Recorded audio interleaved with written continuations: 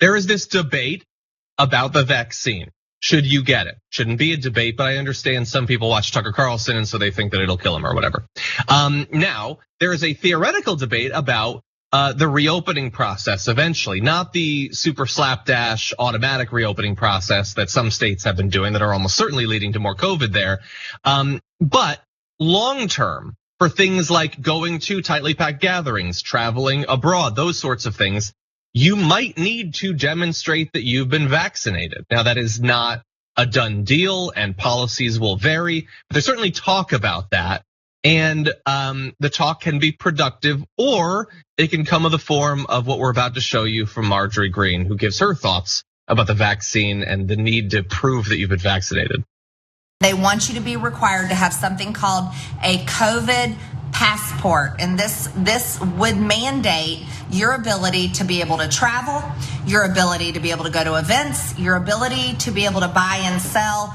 And I asked the question earlier today, is this something like Biden's mark of the beast? Because that is really disturbing and not good. Oh, if you're gonna come into the football game or the baseball game or the concert, you need your vaccine passport because we're trying to do a good job to keep everyone safe. This is what the Biden administration is trying to talk to these private companies into doing.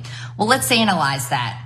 You see, it's still the same thing. It's still fascism or communism, whatever you want to call it, but it's coming from private companies. So I have a term for that. I call it corporate communism. Oh my God. Wait. Oh my God. Wait, what if she's way smarter than us? I think the word communism sounds real scary. So I'm gonna go ahead and attach it to everything so I can scare my constituents. I'm gonna call it corporate communism. Wait, was that Lindsey Graham? What? Well, Anna, it's fascism or communism, whatever you want to call it, you choose. I don't know. There's a difference, and you might want to choose. You might want to choose. Well, you did choose. You called it corporate communism. So what happened to the fascism? There are some fundamental differences in the relationship between government and industry between those two systems. The obligations or opportunities open to citizens. There are some significant differences between those two things. And I love. She's like he wants to do that. So let's analyze that. It's the same thing. It's fascism. That's not analysis. That's pretty shallow. Like, even if you had just gone with the fascism thing, that's not a particularly adept analysis of the situation. But what do you think calling it the mark of the beast adds to this? I'm an atheist. You know what I think about that. I think it's stupid. You're not worried about Satan?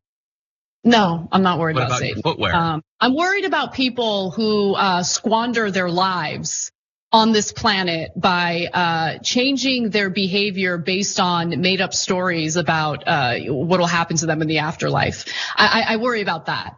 Because you've got this one life to live and you're wasting it on believing these mythical things that might stop you from living your true self, your true life, you're carrying out your true identity.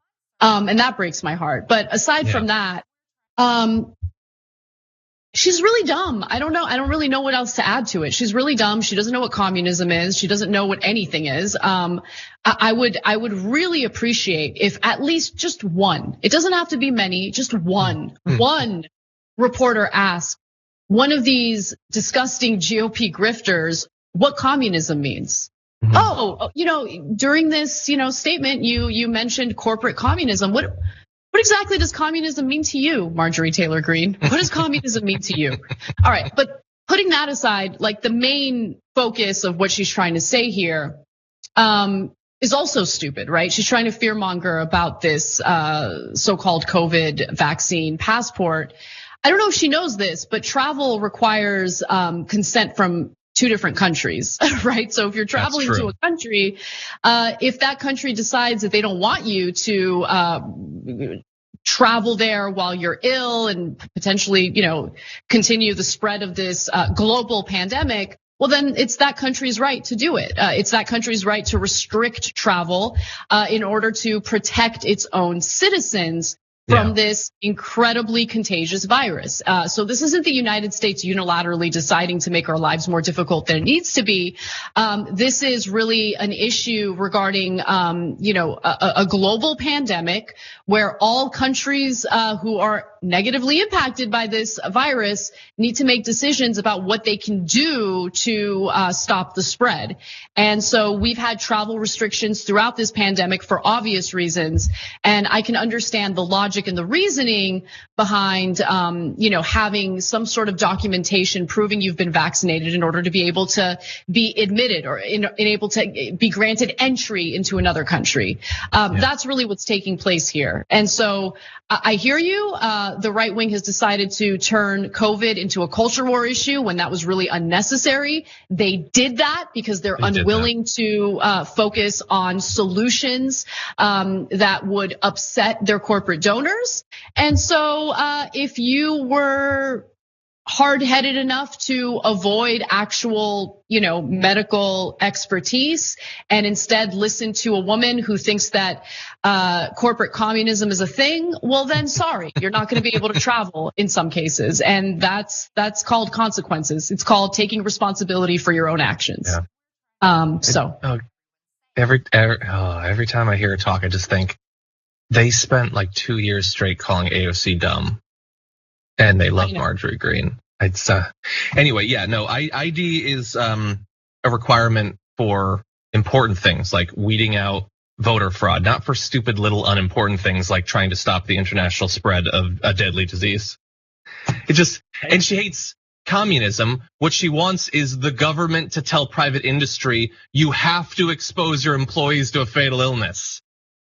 No, none of this makes any sense. Okay, final comment. Let me just add one more thing. Final thought is, these are lawmakers who want to force women to have transvaginal ultrasounds before they can get an abortion.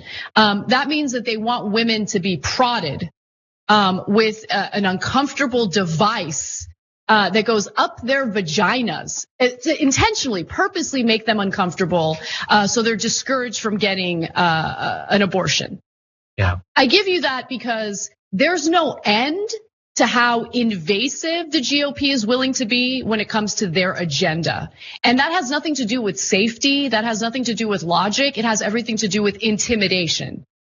So for them to pretend as if they're worried about privacy or invasive procedures, again, let me just emphasize, they have no leg to stand on. They're full of crap.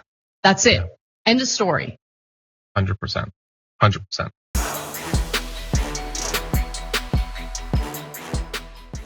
Check out the Damage Report podcast each day, wherever you get your podcasts, whether Pocket Casts or Stitcher or iTunes.